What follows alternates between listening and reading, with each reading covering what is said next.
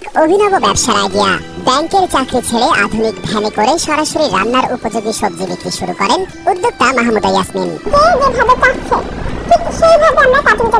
সম্প্রতি রাজধানীর মিরপুর DOHS এলাকায় একটি ভ্রাম্যমাণ সবজির দোকান চোখে পড়ে। প্রচলিত বাজার বা সুপার শপের মতো ঠায় দাঁড়িয়ে থেকে নয়, বরং 4 চাকার ভ্রাম্যমাণ দোকানের মাধ্যমে টাটকা সবজি পৌঁছে দিচ্ছেন গ্রাহকের দোরগোড়ায়। আমরা DHS এর ভিতরে এখন আপাতত দিচ্ছি। আমার দুটো ভ্যান আছে, ভ্যান দুটো দিয়ে আমি DHS এর ভিতরে ঘুরতে থাকি। আর আরেকটা সেল পয়েন্ট হচ্ছে আমার অনলাইন। ব্যাংকিং পেশায় 16 বছর কাজ করার পর নিজ উদ্যোগে একটি ব্যবসা শুরুর সিদ্ধান্ত নেন ব্যাংকের সাবেক ব্যাংক কর্মকর্তা মাহমুদা ইয়াসমিন।